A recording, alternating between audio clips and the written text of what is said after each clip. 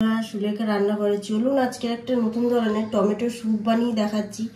Tomato বাজারে খুবই পাওয়া যায় আর খুব বাজারে এইসব স্যুপ খুব খাওয়ার জন্য বাচ্চারা বায়না করে, তা আমি ঘরে বানিয়ে দেখাচ্ছি। দেখুন খুব সহজে তাড়াতাড়ি হয়ে যাবে বাড়িতে।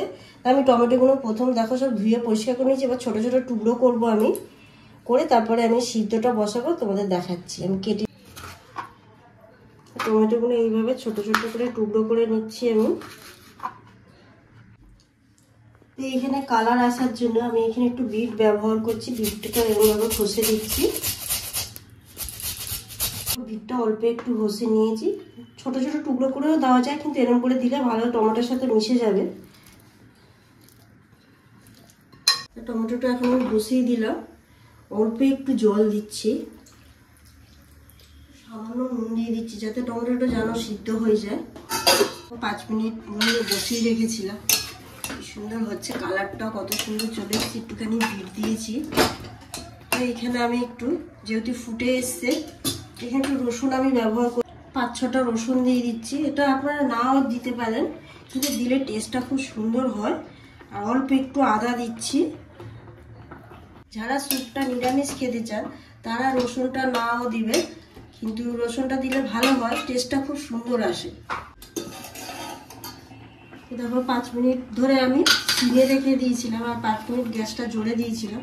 পুরো এটা তৈরি হয়ে গেছে, সিদ্ধ হয়ে গেছে, বোঝাই যাচ্ছে। তো আমি এখন গ্যাসটাকে বন্ধ করে দিলাম। তো আমি এইটা দিয়ে প্রথম ছাঁকনিটা দিয়ে ছেঁকে নেব, ছেঁকে নিয়ে এবার যা বাদ বাকি থাকবে ওটাকে আমি মিক্সিতে পেস্ট করে নেব। হাত লাগাবে না, হাতটা লাগালে জিনিসটা তাহলে ভালো হয় না, জল জল মতন হয়ে যায়। দেখো ছাঁকনি দিয়ে ছানতে ছানতে কতটা হয়ে গেছে, কালারটাও কত সুন্দর এসছে। তাই এবার আমি যেটুকুনি আছে এটা পেস্ট করে নেবো একটু মিক্সিতে। তো এখানে একটুখানি জল দিচ্ছি, দিয়ে এটাকে ভালো করে পেস্ট করে নিচ্ছি।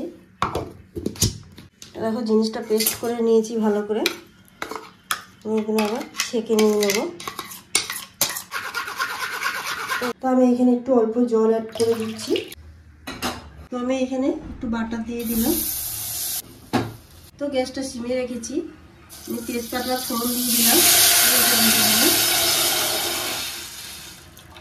তো এখানে আমি একটু বিট নুন দিচ্ছি, গোলমরিচটা দিয়ে দিলাম, চামচে 2 চামচ দিলাম। একদম এটাকে ফুটতে দেব। এদিকে আমি 1 চামচ কর্নফ্লাওয়ার গুলে নিচ্ছি ঠান্ডা জলে, একটুখানি কর্নফ্লাওয়ারটা গুলে দিলাম। আমার অল্প একটু লঙ্কার গুঁড়োটা দিচ্ছি। এবার ফুটছে, এবার আমি কর্নফ্লাওয়ারটা দিয়ে দিলাম।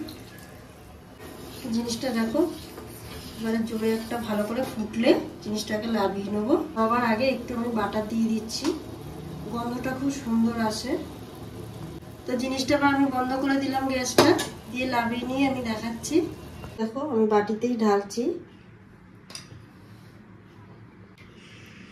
তো স্যুপটা পুরো রেডি হয়ে গেছে, দেখো বাড়িতেই বানিয়ে ফেলুন, খুব সহজে তাড়াতাড়ি হয়ে যায়। আর দেখে যদি ভালো লাগে তো প্লিজ আমাকে সাবস্ক্রাইব করুন, লাইক করুন আর কমেন্ট করে জানান কেমন বাড়িতে হয়েছে টমেটোর স্যুপটা।